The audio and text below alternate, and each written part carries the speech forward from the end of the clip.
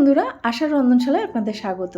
আশা করছি সবাই ভালো আছেন। আজ আমি আপনাদের সঙ্গে একটা ঢ্যাঁড়স বা ভিন্ডি বা ওকারা বা লেডিস ফিঙ্গারের একটা রেসিপি, চটজলদি হয় আর খেতেও খুব ভালো হয়, তার রেসিপি শেয়ার করছি। একটা কড়াই নিয়েছি ননস্টিক, তার মধ্যে নিয়ে নিলাম 1 টেবিল স্পুন মতো সাদা তেল।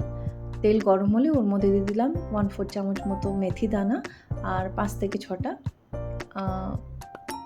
কারি পাতা। কারি পাতা থেকে যখন সুন্দর সুগন্ধ বেরোনো শুরু হবে, তখন ওর মধ্যে দিয়ে দিচ্ছি দুটো ছোট ঠিক না, একদম মিডিয়াম সাইজের আলুকে ভালো করে ছুলে নিয়ে সেটা একটু লম্বা লম্বাভাবে এইভাবে কেটে নিয়েছি, ঠিক যেমন ফ্রেঞ্চ ফ্রাই কাটা হয় না আলু, সেরকম।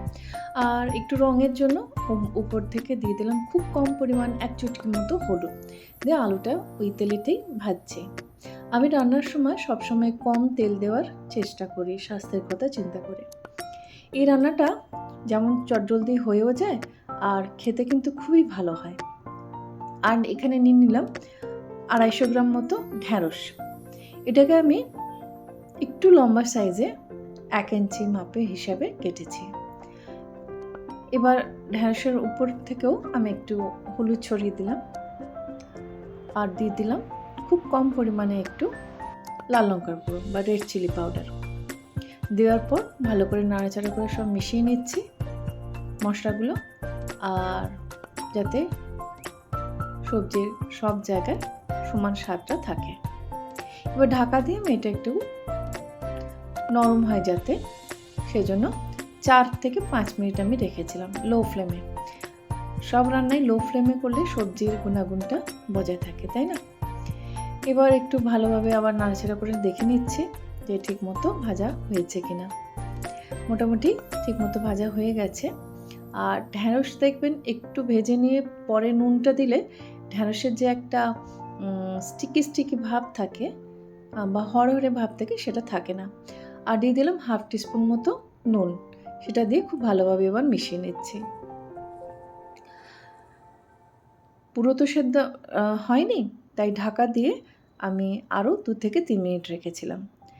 এবার ওর মধ্যে আমি একটা মশলার পেস্ট দিলাম। সে পেস্টটা হচ্ছে, এখানে আমি দুটো ছোট কাঁচা লঙ্কা নিয়েছি আর 5 থেকে 6 কোয়া রসুন অল্প একটু জল দিয়ে মিক্সার গ্রাইন্ডারে একটা পেস্ট মতো আমি বানিয়ে নিচ্ছি, সেটা আমি দিয়ে দিলাম।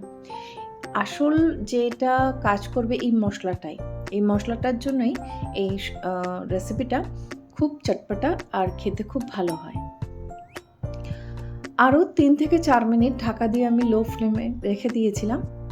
নুন আগেই দেওয়া হয়ে গেছে। এই মশলাটা দেওয়ার জন্য এই সবজিটা আলাদা একটা সুগন্ধ আর টেস্টটাও একটু ভালো, আরও বেশি ভালো হয় নর্মাল যে ঢ্যাঁড়সের তরকারি আমরা খাই তার থেকে।